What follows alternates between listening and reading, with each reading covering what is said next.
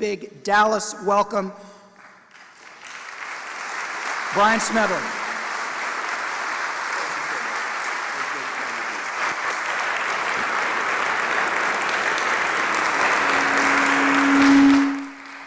Thank you, Eduardo. So, Eduardo, my friend, that introduction was longer than my presentation. But thank you for that. Thank you for that gracious introduction. And I want to thank Children's Hospital and the Alliance for having me here. The work that you're doing here is truly remarkable. And as I like to say, great minds think alike. In many respects, the work that you're doing, engaging with communities and beginning to build community voice around health, and particularly ensuring that kids of color have an equitable opportunity for good health. These are all incredibly laudatory goals. They are the goals that we work for in our work at the Joint Center. Just a quick word about the Joint Center for Political and Economic Studies. We are one of many think tanks in Washington. We do research and policy analysis to advance health equity, and I'll say a bit more about what that is. But essentially, it is the work that we are all engaged in. We are doing this together and hopefully learning from each other as we try to ensure that every kid has an equitable opportunity for good health. Let me see if I can step away from the mic without causing feedback. The nature of the work that we do, the nature of the work that you're concerned about is ensuring that kids of color have an opportunity for a good start in life. And as Eduardo said, unfortunately, the data show otherwise. We know that many kids, particularly low-income kids and kids of color, start out less healthy in the form of low weight, poor birth outcomes. And as you go through childhood, you see a higher incidence of diabetes, of asthma, children who are overweight and who are therefore at risk for other health problems. These problems continue into adulthood with an array of chronic and infectious diseases. And then at the end of the life cycle, we see that many people of color have a lower life expectancy. This is something that ought to be deeply troubling to all of us. It's a moral question, and I think all of us who are gathered here see this as a profound moral issue that we've got to tackle. It's also an economic issue, as the video alluded to, and I'll say more about that shortly as well. So how do we get at these problems? How do we truly undo these racial and ethnic health inequities and ensure that everybody has an opportunity for optimal health? So in addition to complementing the work that you're doing and hopefully offering some ideas and suggestions, sharing what we're learning, and just as you've shared what you're learning, I also want to urge you all to think about getting at the root causes of these inequities. Clearly, there are root causes, fundamental drivers, when we see that across any disease area that you're talking about, from A to Z, whether it's asthma, cardiovascular disease, diabetes, go all the way through the alphabet, and you can name a disease area, and you can see that many people of color, African Americans, Latinos, Asian Americans, and particularly some Asian American subgroups, American Indians, and many others have poorer health relative to national average on any of these indicators. So why do we need to get at these root causes? Let me just illustrate this with a brief story. It's about a friend of mine. I'll call him Dan. Dan has a dog who, like other dogs, likes to get into mischief every now and again. One day, Dan's dog brought home what appeared to be a dead animal in its mouth. So Dan gently pried the dog's mouth open, and he saw a dirty, mangled rabbit. And to his shock, he realized it was his neighbor's favorite pet rabbit, Fluffy. So in a moment of panic, Dan shampoos the rabbit's fur, he blow dries it, makes it look nice. Next day, when his neighbor wasn't home, he sneaks over there and puts the rabbit back in its cage. So the following day, Dan is talking to his neighbor, and the neighbor says, "I don't know if you knew, but my rabbit Fluffy died." Dan pretends like he's shocked, and he says, "You're kidding, how did it happen?" The neighbor says, "Well, he died of natural causes, but the crazy thing is, some nut dug him up out of his grave, cleaned him off, and put him back in his cage." So unless we understand those root causes, it becomes very difficult to undo these racial and ethnic health inequities. Let me just begin with some definitions, because as Eduardo alluded to, we tend to use a lot of jargon in this field. But I want to be clear that we all understand at a visceral level what we're talking about. We don't need a lot of jargon to understand, for example, what social determinants of health are. Social determinants are the circumstances in which we live. They're the social, economic, and environmental conditions in which people live, grow, work, and age. These circumstances are shaped by the distribution of money, power, and resources at global, national, and local levels, which are themselves influenced by policy choices, a point that I'm going to come back to, because it is the choices that we have made as a society that lead some kids to have poorer health outcomes than others. And in a similar way, we can undo those. These social determinants are mostly responsible for health inequities, not genetics so much, not the behavior of individuals so much, although I'll comment on that shortly, but rather the circumstances in which our kids grow up and work. The unfair and avoidable differences in health status within and between groups is the result of those policy choices. Other terms that we frequently use, back when we began this work some 15 years ago, people talked about health disparities, which are differences in health status between two or more population groups, just simple differences. But these days we use a term called health inequities, which refer to health differences that are rooted in social disadvantage and are therefore unjust or avoidable. Health inequities adversely affect groups of people who have systematically experienced greater social and economic obstacles based on race, ethnicity, gender, religion, any number of other fault lines along which we see inequities in health status. But we now refer to a term that's much more aspirational, health equity. This is what we're striving for. This is simply the assurance of the conditions for optimal health for all people. It just simply means that everybody ought to have the kinds of circumstances and conditions in their life where they can attain their best health status. But importantly, attaining health equity, achieving it, requires valuing all people, ensuring that we recognize that all populations bring something to the table in our rich society. It requires that we recognize and correct historical injustices, something that I'll argue that we have not done a very good job of in the United States, and addressing contemporary injustices by providing resources according to need, not just treating everybody as if they're equal, but treating people as if they have equal value to bring to the table, and ensuring that we provide them with the circumstances and resources so that they can contribute to our society. Health and healthcare disparities will be eliminated when health equity is achieved, but we go further to argue that health equity is a process, not an outcome. It's the process of continually monitoring and correcting those conditions in which different groups experience health. As part of this work, we also have to have a frank conversation about racism and understanding what that is. You know, too often in the US, we think of racism as being an individually mediated phenomenon. That is, someone with a bedsheet over their head, saying racial slurs or treating people differently. Well, that certainly occurs. The Donald Sterlings of the world still exist. Fortunately, they're declining. But racism is a system, not just what individuals do. It's a system of structuring opportunity and assigning value based on what we look like, skin color, hair texture. It's a system that unfairly some individuals and communities and unfairly disadvantages others because it doesn't value all that we bring to the society and all that we could contribute to make our society great. Racism operates at many levels. We think of racism as this third level, individually mediated racism, people treating each other badly on the basis of race or ethnicity. And again, that certainly happens, but fortunately it's been on the decline for many decades in the US. I'm more concerned about several other forms of racism. Structural, for example, which results from a system of social structures that produces cumulative, durable race-based inequalities. Why is it that across generations we see that many kids of color face equitable educational opportunities and therefore have high dropout rates and therefore are less likely to participate in higher education? Why is it that we see a wealth gap between people of color and white Americans that not only persists but is also growing in recent years? It's not an accident, not necessarily a malicious act on the part of individuals to deliberately hurt others, but it is a system that has been set up that unfortunately systematically disadvantages many people of color.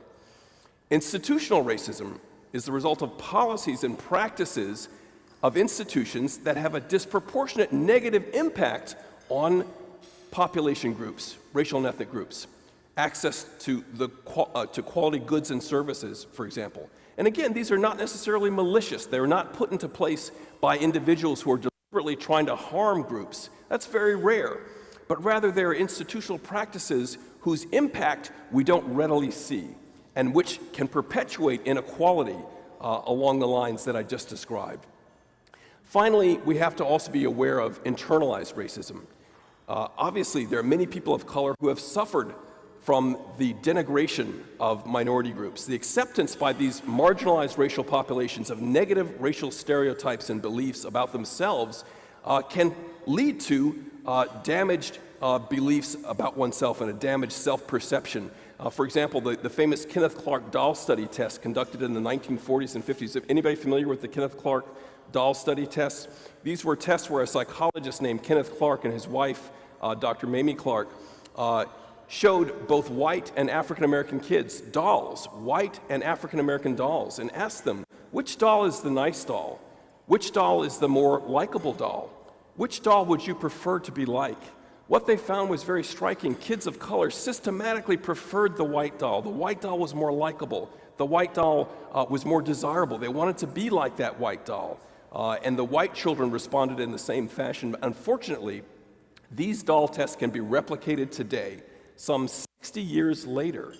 The Kenneth Clark doll studies were very important as part of the Brown versus Board of Education decision to ultimately attempt to desegregate our public schools. We've not achieved that desegregation. We've not reached that point. The damage of separate and unequal educational systems, the damage that these kids face when they are assaulted with negative images about people of color may live on with them for a lifetime. The point here is that racism operates at all of these levels, often simultaneously, reinforcing each other. For example, much of the residential segregation in the U.S. is reliant on both institutional discrimination, policies and practices such as subprime lending, the so-called balloon payments that were disproportionately marketed to communities of color and led to many of these communities losing their homes during the home mortgage lending crisis and during the Great Recession. This was not a deliberate attempt to harm these communities, but it resulted in historic losses of wealth for Black and Latino families when they lost their homes. It also bolstered segregation by discrimination in the real estate market. And we know that this persists because of audit studies that the Department of Housing and Urban Development occasionally conducts, where they take trained auditors, paired testers, in many cases one white, one African American, or one white, one Latino. They dress them the same. They give them the same fictitious credit scores, same fictitious jobs. They tell them to go out into the community, find rental housing, get a mortgage loan, buy a home. And in many instances, the paired tester of color receives poor treatment. And often, the real estate agent or the mortgage lender is not even aware that that poor treatment is happening. So discrimination persists in ways that reinforce existing inequality and have important consequences for health, as I hope to illustrate. We know that many people of color, African Americans, American Indians, Pacific Islanders, many Latino and Asian American subgroups face poor health, again, literally from the cradle to the grave, from the start of life all the way through shortened lifespans. These inequalities persist even when education and income are controlled. A very important example of this is in the form of infant mortality, where for every racial and ethnic group, the higher a mother's level of education, the less likely she is to face an infant that dies before age 1. But did you know that for African American women with a college degree, they experience infant mortality rates that are higher than a white woman with less than a high school degree? So both race and social class matter here. We also think about the experiences of new arrivals to our country. New immigrants often have better health than their peers at the same socioeconomic level. But did you know that the longer they stay here, the poorer their health tends to be? And across 2 and 3 generations, subsequently, their children and their children tend to have poorer health than the folks who originally arrived in this country. These health inequities have their roots in historic and contemporary forces such as discrimination, segregation, and poverty concentration. So in effect, these are the root causes that we have to tackle. And part of the challenge for us is to recognize that these are not intractable. These are problems that we can tackle. And in many communities around the country, We are seeing success in the effort to improve opportunity structures so that people don't have to be assigned to a lifetime of limited opportunities. I mentioned earlier that there's a moral argument to be made to address racial and ethnic health inequities. It ought to be unacceptable to all of us that there are some populations that don't enjoy the same health status as the rest of the nation.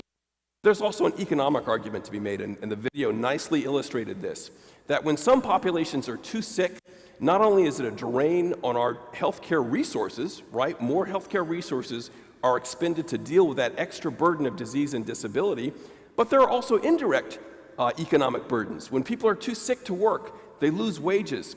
Businesses lose productivity. And when people die before their productive years of life are over, we lose tax revenue at local, state, and federal levels. These are but a few examples of the economic burden associated with these inequalities. And we attempted to quantify this in a study that we released in 2009. What we found was very striking. In the 4-year period between 2003 and 2006, over 30% of the direct healthcare costs incurred by African Americans, Asian Americans, and Latinos were excess costs due to that higher burden of disease and disability in the population.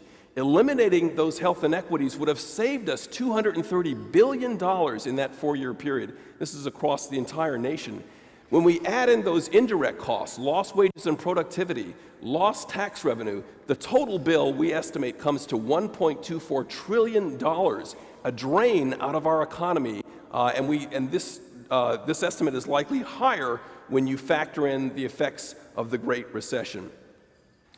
So what leads to these racial and ethnic health inequities? We know now from a large body of research that there are many factors that play a role, many of them related to socioeconomic mobility and opportunities for advancement. We know, for example, that there's a powerful correlation between your education level, your income, and your wealth and your health status. So the greater your wealth, the greater your income, the greater your education level, the better your health is going to tend to be on average. And this is not just an issue of poverty. Over my lifetime, for example, my boss, on average, will tend to have better health than I will. People who report to me will tend to have poorer health than I will. So at each step up the socioeconomic gradient, you tend to have better health. Because people of color are disproportionately concentrated in lower socioeconomic tiers, this is clearly one of the major drivers of racial and ethnic health inequities. We also see that residential segregation and differences in environmental living conditions also play an important role. Segregation, in effect, constrains socioeconomic opportunities for many people of color, as I'll argue shortly, and therefore is a major driver perpetuating differences in education, income, and wealth across different racial and ethnic groups, and I'll say more about this shortly. There are differences in occupational risks and exposures. People of color disproportionately are working in jobs that are hazardous, whether exposed to pesticides or other kinds of industrial health risks. We know that the level of morbidity and mortality as a result of these health risks, that burden is higher in many communities of color. There are differences in health risks and health-seeking behaviors. We know that there are differences in diet. There are differences in terms of active lifestyles. But what I want to argue, and I'll present some data about this shortly, is that often our neighborhood context and our work context powerfully shapes our behaviors. So what you eat and whether or not you exercise is often powerfully shaped by where you live, where you work, where you go to school. We'll talk more about this shortly. There are also differences in access to health care. We know this, right? If you don't have insurance, it's harder to access timely, high-quality health care. And people of color historically have been uninsured and have higher rates of uninsurance relative to the white population, particularly striking, of course, in Texas. But even when access is controlled for, even when everybody has the same access to a doctor, there are differences in the quality of care provided for patients of color relative to whites. Patients of color consistently receive a lower quality of health care across an array of health care services. The important thing here is that structural inequality ties together all of these different factors, whether or not it's your socioeconomic position, where you live, the kind of job you hold, whether or not you have access to health care. An array of historic and contemporary factors ties together all of these factors that shape the health and well-being of all of our communities. I focus on the role of segregation Many of you may not think of segregation as being important for health, but I agree with scholars like Dr. David Williams and others who argue that residential segregation becomes the root driver of many of the racial and ethnic health inequities that we see. Now, of course, we have made tremendous progress in the United States in terms of desegregating our communities. We know that 50, 60 years ago, there were still Jim Crow laws on the books in many communities. Many communities were so-called sunset towns, where if people of color were found in that town after sunset, they risked bodily harm. These kinds of both formal and informal policies and social structures effectively helped to keep our communities segregated. White people lived in one part of town, people of color lived in another part of town, and that's the way it has been for many, many years. But we've made tremendous progress desegregating our communities. And today, you can see many communities that are effectively mixed in terms of race, ethnicity, socioeconomic status. But unfortunately, segregation persists at high levels in many U.S. cities. These are data compiled by demographers such as Doug Massey and others using a measure called the dissimilarity index. The dissimilarity index is the percentage of a population between two population groups that would need to move to create complete integration within a defined geographic area. Massey and his colleagues looked at data from 1991 in South Africa, prior to the dismantling of apartheid in South Africa. That's that first bar on the far left. In 1991, South Africa had a dissimilarity index of 90, meaning that 90% of white and black South Africans would need to move to create complete integration within that country, which of course was the point of apartheid. Unfortunately, as late as 2010, several U.S. cities were not far behind that level of segregation. My hometown of Detroit in 2010 had a dissimilarity index of 85, meaning that 85% of black and white Detroiters would need to move to create complete integration in that city. Similarly, Milwaukee, New York, Chicago, Newark, all of these major cities had dissimilarity indices of 80 or higher, meaning 4 out of every 5 black and white residents of these cities would need to move in order to create complete integration in those communities. Why am I emphasizing the role of segregation? Well, we now know from a large body of evidence that segregation can have harmful consequences for the health and human development, particularly of our children. We know that segregation concentrates poverty. It tends to exclude and isolate people of color from the mainstream resources needed for success: good schools, access to good jobs, access to capital to start a business. We know that many African American and Latino families find themselves in highly segregated communities regardless of their income level. So you can have middle income African American and Latino families living in highly segregated communities, again, as a result of historic and contemporary forces which have tended to channel them into those neighborhoods. Segregation results in people living in neighborhoods with poorer opportunities for attending a good school, because so much of our local K-12 public education is funded by a local tax base. You can imagine what happens in a city like Detroit, which has a deeply suppressed local tax base and simply cannot afford the resources necessary to attract good teachers, high-quality curricula, superb first-class school facilities. You don't see that in a city like Detroit. Rather, what you find are fewer employment opportunities for kids' parents, smaller returns on real estate. We become concerned about this from a health standpoint because of the relationship between real estate and wealth. For most of us, the home that we own, if we own one, is our major source of wealth.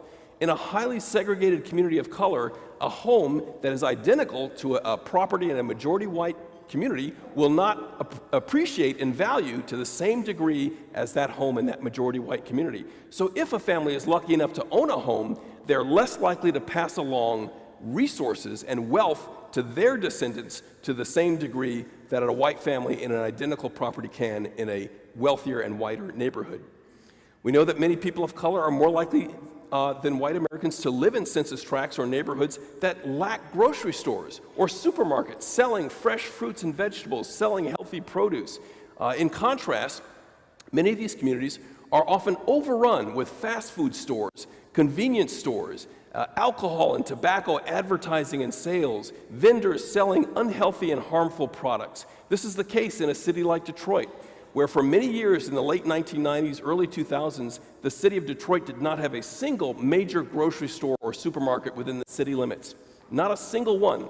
So the entire city could be characterized as a food desert, where literally the only nutritional source available for kids in that city is fast food, carry-out stores, and takeout stores. We know that Black and Latino families have fewer parks and green spaces, fewer safe spaces for exercise, recreation, and play, fewer gyms, swimming pools, recreation centers. The point here is that these kinds of neighborhood conditions dampen our ability to eat well and to enjoy an active lifestyle. And we've done a very, very good job in this country for many years telling people you need to eat 5 fresh fruits and vegetables. You need to enjoy a healthy diet. You need to exercise for at least 30 minutes a day. All of us strive for that, but in a city like Detroit, that's virtually impossible in many of the neighborhoods in that city. Low-income communities and communities of color are more likely to be exposed to environmental health hazards. Thanks to a study done by the United Church of Christ in 2004, at that time, 56% of people who lived in neighborhoods with commercial hazardous waste facilities were people of color, even though at the time they were only about 1/3 of the U.S. population. And then there's the poverty tax. People who live in these communities have to pay more for the same basic goods and services that you and I might take for granted. You pay more for auto loans. You pay more for auto insurance. You pay more for furniture, appliances, bank fees. But that's if you can find a bank. In many of these communities, you cannot find a bank branch where people can establish savings, deposit their paycheck. In contrast, what you find are payday lending outlets, which too often can provide cash, but they'll take a substantial amount out of your paycheck in the form of fees. These are all some of the structural factors that make it difficult for families to save and to be able to move up the ladder to socioeconomic success. Of course, the real issue here is not that there are people who are from the same racial and ethnic background living in the same neighborhood. The issue is poverty concentration. When we see neighborhoods with high levels of poverty concentration, you can bet that these are neighborhoods that are not healthy for children. They're literally toxic in many cases for health and human development, often to no fault of the people who live there. We studied trends nationally in a study that we released in 2011 called A Lost Decade, where we looked at trends in poverty concentration in our nation's largest metropolitan areas. Looking at the largest 360 metro areas, we found that there's been a steady increase in the number of people living in medium poverty neighborhoods. These are defined as census tracts where between 20 and 30% of the population is below the poverty line, and high poverty neighborhoods where 30% or more of the residents of a census tract are below the poverty line. We now have some near 30 million people living in medium poverty census tracts and about 22 million people living in high poverty census tracts, both records in terms of our nation's history. And when we think about extreme poverty, neighborhoods where 40% or more of the population live below the poverty line, we now again have a record number living in extreme poverty, reversing a very important trend between 1990 and 2000, where we saw a very sharp decline in the number of people living in extreme poverty. Unfortunately, that positive trend has been undone in recent years to the point where we have nearly 10 million people living in extreme poverty neighborhoods. People of color tend to be heavily concentrated, overrepresented in these medium and high poverty census tracts. As you can see from these data here, in our nation's largest metro areas, if you look at the first bar on the far left, about 90% of white Americans live in census tracts with a low level of poverty concentration. These are neighborhoods where between 0 and 20% of the residents are living below the poverty line. In contrast, there are relatively few African American, Latino, and Asian American, American Indian families living in those low poverty tracts, but they're much more likely to be concentrated in these high poverty tracts. For example, about 30% of African Americans are in medium level poverty tracts, with a similar percentage in very high poverty tracts, 30% or more below the poverty line. Now, you might argue, isn't that just to be expected? It's the result of socioeconomic differences, right? White Americans have higher levels of education, income, and wealth. Well, we can control for this just by looking at families who are living below the poverty line. And when you just isolate poor families, you see a very interesting phenomenon. These are the neighborhoods, this is the neighborhood poverty concentration for poor white, Latino, and black families in major U.S. cities. As you can see from the bar on the far left, about 70% of poor white Americans live in neighborhoods with a low level of poverty concentration. Only about a third of poor African Americans and about 40% of poor Latinos live in these low poverty tracts, but poor African American and Latino families are much more likely to be found in medium and high poverty tracts, so much so, in fact, that about 45% of poor African Americans are found in high poverty census tracts. These are data from Metro Detroit. Again, I'm picking on Detroit because I can. As you can see here, this is the neighborhood poverty concentration for kids, white, black, Asian American, Latino, living in Metro Detroit. The set of bars on the far left shows that about 95% of white children in Metro Detroit live in census tracts with between 0 and 20% poverty concentration. These are the kinds of neighborhoods that you want your kids to grow up in. On average, a better retail food environment. On average, better schools. On average, safer communities with more recreational opportunities. But only about 40% of African American kids in Metro Detroit live in these neighborhoods, and only about 60% of Latino kids in Metro Detroit live in those neighborhoods. They're much more likely, in contrast, to be found in medium and extremely high poverty census tracts. Over half of African American kids, for example, in Metro Detroit are in neighborhoods with between 20 and 40% poverty concentration. But again, you could say, well, isn't that to be expected? We can control for differences in income by looking just at poor children in Metro Detroit. And when we look at poor children in Metro Detroit, what we see again is a very striking pattern. About 3/4 of poor white children in Metro Detroit live in neighborhoods with low levels of poverty concentration. Only about 20% of poor African American kids and about a third of poor Latino kids in Metro Detroit live in those neighborhoods. The point here is not that we're comparing and competing for the oppression Olympics. The point here is that we don't want any kid growing up in poverty, right? Kids growing up in poverty face a whole host of health risks: adverse childhood experiences, a lack of resources for health insurance, proper food, etc. But on average, the experience of poverty for white children is much better than the experience of poverty for African American and Latino kids. This is how both race and class play a role in shaping life opportunities for kids in the United States, and is one of the many reasons why we should never conflate race and class. Here's the share of children living in high poverty neighborhoods here in the Dallas-Fort Worth metro area. As you can see, it's not quite as stark as a place like Detroit, but when we look at poor and non-poor kids, white non-poor children far less likely to live in a high poverty neighborhood. But if you are poor and white here in Metro Dallas, about a third of those children are living in high poverty neighborhoods. In contrast, when we look at Latino or African American kids, again, if you're not poor, you're less likely to live in a neighborhood with high poverty, but you're about twice as likely to live in a neighborhood with a high level of poverty concentration if you are poor. So again, class matters, social class matters, race matters, but the experience of poverty can be very different for kids of color, again, largely as a result of residential segregation.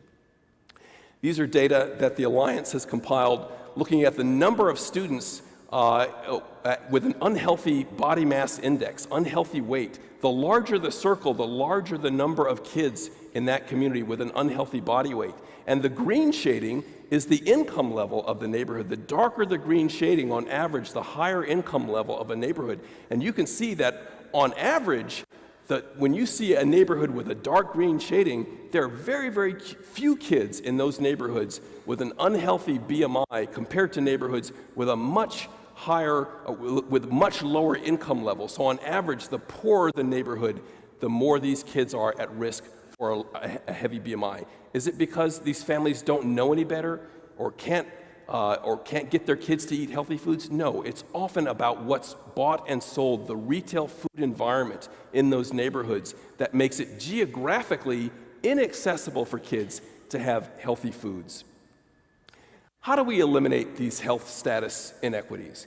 We generally argue for two kinds of strategies. One are place-based investments to reduce the concentration of health risks in communities and to attract health-enhancing resources, and people-based investments, investing in early childhood education, investing in housing mobility so people have true choice in terms of the kinds of neighborhoods that they want to live in. I'm going to say more about reducing residential segregation, but expanding housing vouchers has been an important experiment in communities around the country to give people the choice to move out of a high-poverty neighborhood and into a neighborhood with better opportunity structures, particularly for families with young children. But we can also expand other place-based investments, enforcing anti-discrimination laws in home lending, rental market, and real estate transactions. As I mentioned earlier, we have very strong evidence that discrimination persists in the real estate market in ways that often reinforces residential segregation. We can encourage greater commercial, business, and housing development in distressed communities. There's a whole movement now with community development initiatives and health equity movements working in concert to find ways to stimulate business activity and economic activity, growing jobs in communities that have been economically marginalized, and there's good reason to expect that these kinds of initiatives will have important positive health consequences. We can expand public transportation to connect people in job-poor areas to communities with high levels of job growth. In so many cities around the country, the economic activity is not in the highly segregated communities of color. They're often out in the suburbs. This is the case in a city like Detroit, where there is economic activity. You're not going to see it in central Detroit, but you can see it in the suburbs and exurban areas. Helping people to connect to those areas of high job growth can be an important way to ensure that people have true employment opportunities. We can do other place-based investments, cleaning up, for example, environmental degradation through more aggressive regulation and the use of tools like consolidated environmental review, a tool that's being increasingly used by local jurisdictions to understand the cumulative risk posed by multiple industries which may cause the kinds of environmental degradation that can harm children's health and development. We can structure land use and zoning to reduce the concentration of health risks. Just as an example, the County Council of Los Angeles a few years ago, observing that South Central LA was overrun with fast food stores and convenience stores, essentially said, we are not going to issue any new permits for fast food stores in this community. Rather, they are now exploring an array of tax incentives to bring sit-down restaurants and grocery stores into that neighborhood so people have other nutritional options beyond just the typical Taco Bell and Burger King. We can also use health impact assessments, increasingly being used by jurisdictions around the country to understand the health consequences of policy decisions that are made in non-health sectors like transportation, like housing, like labor, education. As I hope I've conveyed, decisions made in these sectors often have very, very important health consequences, and to the extent that we can promote a health and equity in all policies through and reinforced by tools like health impact assessments, then we are doing a much better job of understanding how we can promote health through good policy decisions in non-health sectors. Often we're asked, what is the one thing that you would do to improve health for kids of color? Now, first, I want to resist the notion that there's one thing that we can do. As you can see, that there are many factors, many forces acting on children and their families that shape their health. But we now have abundant evidence that there are a number of educational interventions that can improve health outcomes across the life cycle, particularly for kids that are at risk. We know this because of some elegant experiments that were begun in the late 1960s with the Perry Preschool experiment or the ABCDarian experiment in North Carolina, where kids and their families were randomly assigned to either an experimental condition or a control condition. In the experimental condition, these kids got an enriched early childhood educational curriculum, a strong pre-K program that helped prepare those kids for kindergarten and beyond. In the control condition, these kids did not receive that enriched curriculum. As they followed these children through childhood, adolescence, and adulthood, now these kids are in their 30s and 40s. These researchers have found that the kids that were exposed to the experimental curriculum, the enriched pre-K, had better educational outcomes, better job and career outcomes, less involvement in criminal justice systems, less involvement in public assistance. They were much more healthy, productive adults than their peers in that control group. And there's now abundant evidence that these kinds of early childhood interventions can save us money in addition to helping inoculate these children from the kinds of health risks that they too often face. One estimate is that for every dollar that we invest in early childhood education, we can save $17 on the back end in the form of public assistance, criminal justice, et cetera. Finally, let me just say a word about housing mobility, because this is often a controversial area. Housing mobility is just now part of the conversation in health equity circles. We know from a very important study conducted by the Department of Housing and Urban Development called Moving to Opportunity, that when you give families a chance to move out of high poverty neighborhoods, they can thrive. The Moving to Opportunity study was conducted in several cities around the country, where again, they randomly assigned families that were seeking housing assistance, housing vouchers, to an experimental or a control condition. In the experimental condition, families received housing vouchers as well as assistance to move to lower poverty neighborhoods. The control condition received housing vouchers, but no special assistance to move out of high poverty neighborhoods. They followed these families over 15 years, and what they found was that those families that moved out of the high poverty neighborhoods reported better mental health, lower levels of stress, lower levels of risk behavior, particularly among adolescent girls, less risky sexual behavior, for example. And thanks to a study published a couple of years ago in the New England Journal of Medicine, we now know that those families that moved out to better neighborhoods had lower levels of severe obesity and diabetes, and therefore had better health outcomes as well. Now, I want to submit that both place-based investments and people-based investments like housing mobility need to happen at the same time. Too often, we in our work have seen that when you make place-based investments in a neighborhood, for example, improving the retail food environment, improving the quality of housing, improving transportation, improving economic activity, people want to live there. So what happens? Rents are driven up, and the people who've been living there sometimes for generations are driven out of those communities. Housing mobility includes the notion that we ought to allow people to stay in their neighborhood if they so choose. People that have stayed in a neighborhood, again, sometimes across generations, deserve to reap the benefits of these place-based investments and to be part of a much more healthy and vibrant community. Housing mobility can help do that by giving them the rental assistance to be able to afford to stay in those communities. I'm going to wrap this up with a little conversation about Place Matters, which Eduardo alluded to earlier. Place Matters is an initiative that we run at the Joint Center that's an effort to build the capacity of leaders in communities around the country to address the kinds of social, economic, and environmental conditions that we've been talking about.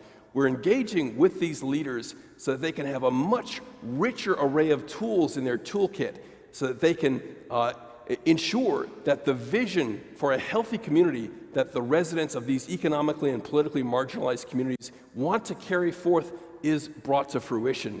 We're supporting their efforts to, for example, harness data to understand the geographic distribution of health and how that correlates with patterns of residential segregation and the kinds of health risks that are too often clustered in segregated communities. It's a national learning community of practice designed to accelerate successful applications. We now have 19 teams working in 27 jurisdictions around the country, and sadly, we don't have one here in Texas yet. I'm hopeful that we will at some point. But the point here is that each of these communities brings a unique set of challenges that we are trying to help them tackle. Some of these communities are the so-called Rust Belt communities in the Midwest, places like Detroit, Cleveland, where major manufacturing businesses in essence abandoned those communities and left communities without jobs and without a source of economic growth. But Place Matters also includes rural, low-income communities, like communities in the Mississippi Delta or Marlborough County, South Carolina, where deep poverty across many generations has led to a sense of hopelessness among many communities. And as a result, these communities lack access to healthy foods or safe housing or sources of economic opportunity. We're working in places like the San Joaquin Valley in California, where our concerns center around the needs of migrant farm worker families who in some cases don't have safe drinking water, don't have sewage, don't have the kinds of amenities that we take for granted in terms of modern plumbing and electricity, and you can imagine the health consequences.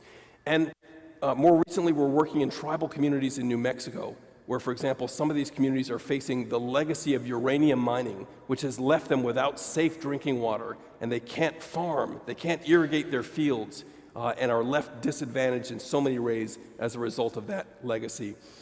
Our model is an intersection of health, place, and equity, where we consider the many attributes of neighborhoods, the many kinds of characteristics of neighborhoods that affect health. They include access to high-quality healthcare facilities. They include access to high-quality schools and childcare, safety and violence, transportation and traffic patterns, work environments, parks and open spaces, quality of housing, and access to healthy food. These are just a few of the kinds of attributes of neighborhoods that we know directly and indirectly shape our health. What we try to reinforce is this notion that the environment and health are deeply intertwined.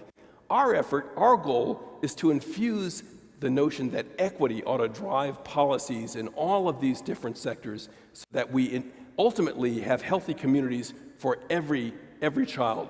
We've made significant progress to date. Our teams are identifying the key social, economic, and environmental determinants that are affecting the health of their neighborhoods. They're building multi-sector alliances, much as the Alliance is doing here, very importantly, including not just local health systems and health departments, but also including grassroots and community-based organizations, academics, researchers who help us to document these problems and point to policy solutions, faith leaders, business leaders. All of these different sectors are at the table in Place Matters by design. We believe it's not possible to do this work without all those sectors at the table. We're engaging with policymakers and other key stakeholders, offering evidence-based policy strategies, and we're evaluating our practices.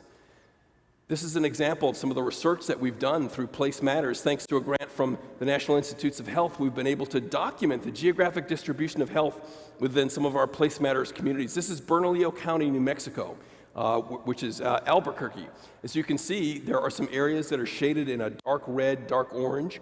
These are areas with the lowest life expectancy. These are census tracts in Bernalillo County, where in the worst instance, people can expect to live to be about 66 years of age.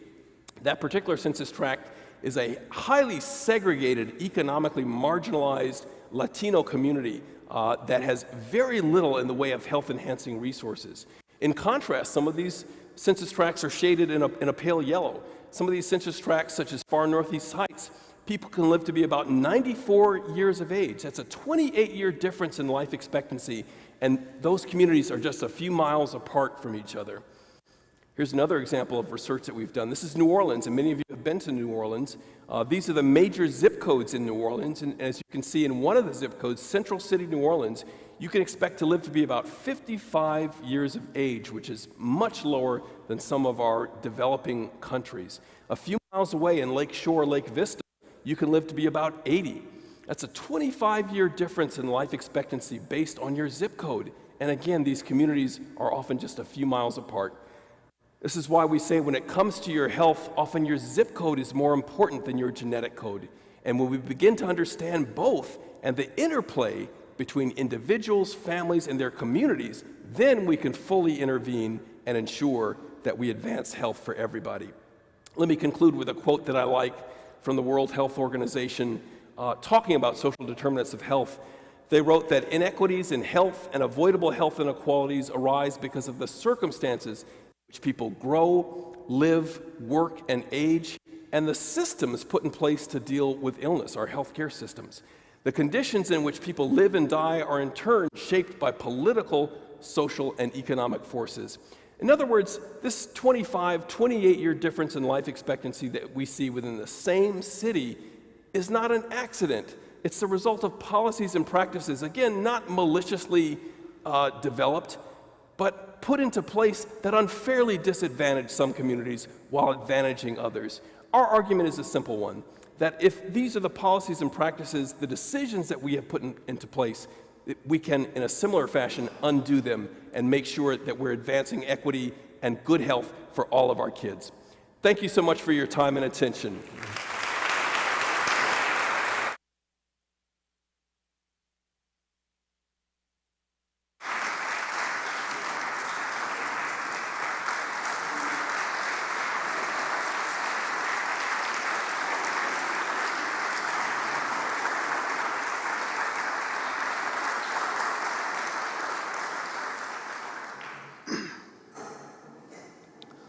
That was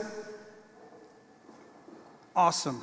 And I think that on behalf of at least the Alliance and all in the audience, we thank you. I think there's a couple of things. One, you talked about some topics that are really, really hard to talk about. And so we appreciate you bringing to light what are issues that we can't run away from and that we really need to think hard about as we embark on this endeavor to make it possible for every single child in Dallas and Dallas County to reach his or her fullest potential. Now, I'm going to give you all permission, if you need to quietly step out, because at 1:30 was when we were scheduled to stop. I'm going to try to go for 5 extra minutes. So if you can hang in there for 5 minutes, I'd appreciate it. So thank you very, very much for what was a tough thing for us to sit down and hear about, but an important thing for us to sit down and think about. I know you're all thinking, what does this mean to us in Dallas? Brian highlighted many things that are often overlooked, things that we don't really like to talk about. We do a pretty good job. We have this whole north-south thing going on, and the Dallas Morning News reminds us that we've got work to do in the southern part of our county, where things look more like some parts of New Orleans Parish, as opposed to the northern part of Dallas County, which looks more like that place where people live to 80 and beyond. We're going to take a few minutes to ask some questions. And I'm going to do the best I can, but we're going to be done at 1:35. If you will stand, and Ms. Gray's got a microphone, I get to ask the first question. An easy question, because it's such an easy topic. So, how have the Place Matters communities involved their neighboring communities that maybe have more favorable socioeconomic and health conditions, both in terms of building a burning platform and also involving them in the solutions? How have they avoided, or how might you advise us as we embark on our enterprise, how have they avoided the "that's not our problem" or "that's not my problem" for those specific communities? Absolutely. That's a great question, and it is not an easy one. Certainly, the first thing that we try to do is to get folk in a community to recognize that our fates are deeply intertwined. There is no community that is insulated from what's going on in the least advantaged communities within a county or a city. So we try very strongly to convey that the policies that we're advocating for help everybody ultimately, to the extent that we can ensure that kids of color can get off to a good start in life and have a healthy start and be ready for school. This helps all of us at the end of the day, because it helps when those kids become adults that we have a healthier workforce, better prepared to help our local businesses to compete. And ultimately, this is the population that's going to take care of all of us when we get old. Simple demographic change dictates that kids of color will increasingly define the nation's health status. So trying to convey this notion that our fates are intertwined is an important first step. But engaging with these communities as partners is important. Much of what I've suggested today can lend itself or raises the fear of NIMBY, right? Not in my backyard. I'm not going to accept someone with a housing voucher living right next to me in my advantaged community. Well, that's not what we're suggesting. All communities can come together to have a stake in solutions, not in ways that ultimately make a smaller pie for the most advantaged, but that help to grow the pie for everybody. And it's not an easy message to convey, but that's so central to our work, and that we're making progress toward advancing that notion. So, quick question. And the process of change, as we all know, kind of goes from intellectual to emotional to visceral before it becomes cellular and part of who we are. So the information you present, a lot of us are sitting thinking, well, yes, well, yes, well, yes. And then we have an emotional wave that goes, oh my gosh, that's really horrible. And that kind of engages for a moment. But what is that viscera point that has us move to actions? What have you seen across the country that takes it out of the intellectual, moves it past the emotional, and hits it right in the belly? Excellent question. And we find that when we're presenting data in the way that we have here, presenting, for example, a map of a city, and when people see the terrible inequities within that city in terms of health status, for New Orleans to have a 25-year difference in life expectancy across different zip codes, or Baltimore to have a 30-year difference in life expectancy, the aha moment for many of the city's leaders was when they saw that map and saw exactly where they live and the health status of their community relative to different communities around the country. In both Baltimore and New Orleans, as I shared yesterday, the major daily newspapers, the New Orleans Times-Picayune and the Baltimore Sun, when they saw these data, both papers wrote major editorials by their editorial board saying this is simply unacceptable and not sustainable. If we want our city to be the great city that it is, we absolutely cannot tolerate the kinds of inequities that we see, and we must take action as city leaders. So that's one example of a visceral moment when, very proud to say that leaders within the community got it, that no matter where you live on that map, you're affected when someone else has the terrible life opportunities and outcomes that some in disadvantaged communities experience. Dr. Smedley, my name is Bill Dawkins, and I serve as a Chief Financial Officer for His Bridge Builders, what you might describe as a community-based organization here in Dallas. And I have a question that kind of piggybacks a little bit on Michael's question. For those of us that do have the resources in order to affect change, for some who are in an underserved community, how is it that we can reach a visceral point with regard to the folks where it will actually make a difference? Those single moms, those underserved families who are then presented with resources in order to change their condition, but have been kind of ingrained in this systematic inequity, and now they have no other option but to conduct themselves the way that they do. Either they're not the beneficiary of adequate transportation or adequate community resource, but when that's brought to them, how can we change their level of thinking in order to influence the outcome of where they are? Yeah, absolutely. So first, we believe that the vision that should drive the work that we do must come from the community. We think that there are important sources of strength and resiliency within even the most disadvantaged communities that needs to flourish and to help drive the vision of what the community's health and opportunities should look like. There are no resources sufficient to tackle 350 years of institutionalized inequality. But coming together, we can find creative solutions.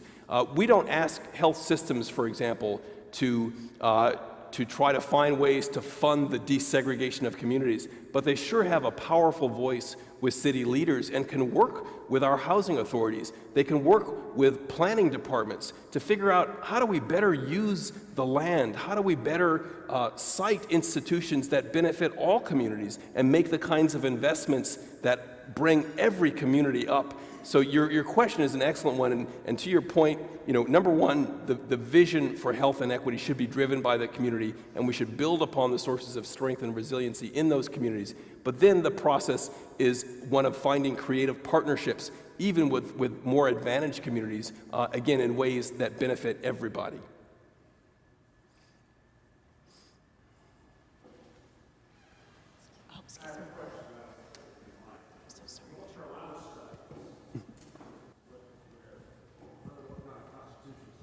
Determined to be constitutionally defective for education. Poverty is rampant in many of the rural areas.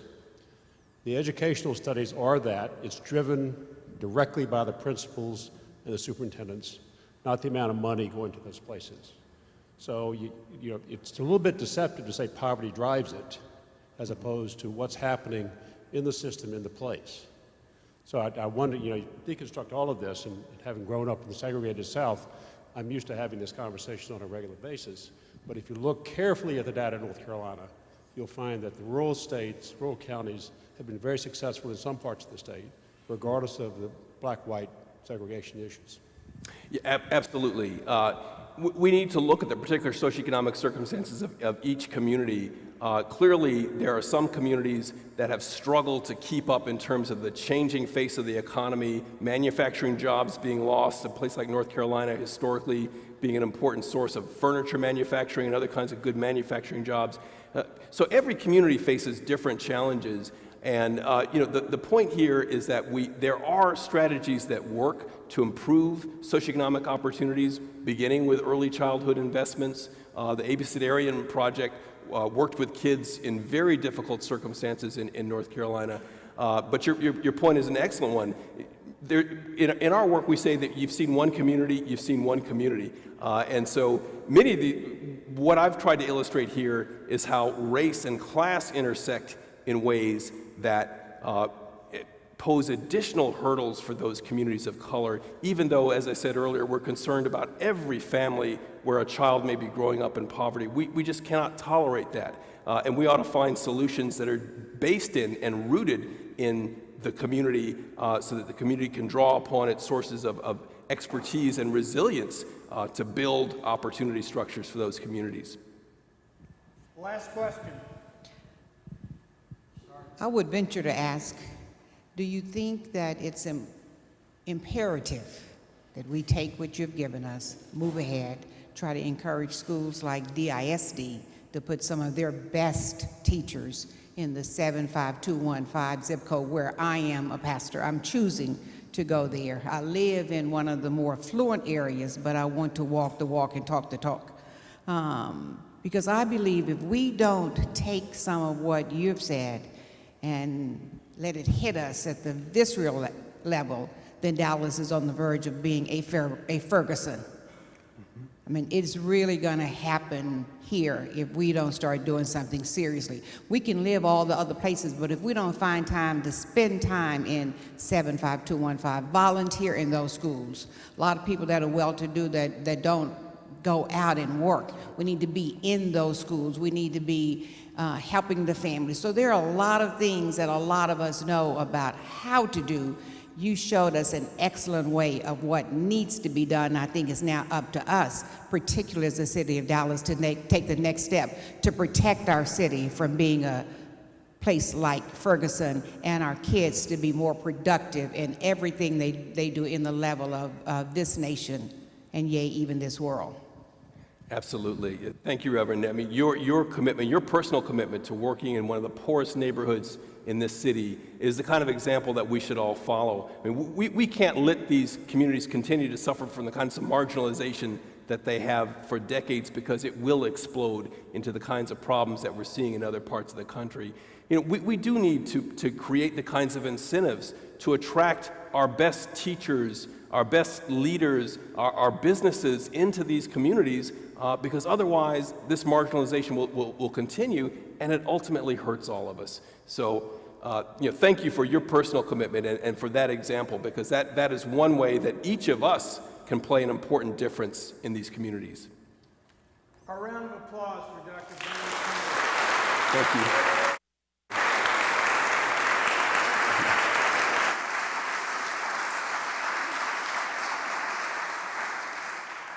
And I'm hoping, and I'm taking as a sign of our collective commitment, you're sticking around this extra 5 minutes. I know it was burdensome, but I appreciate it. So give yourselves a round of applause as well.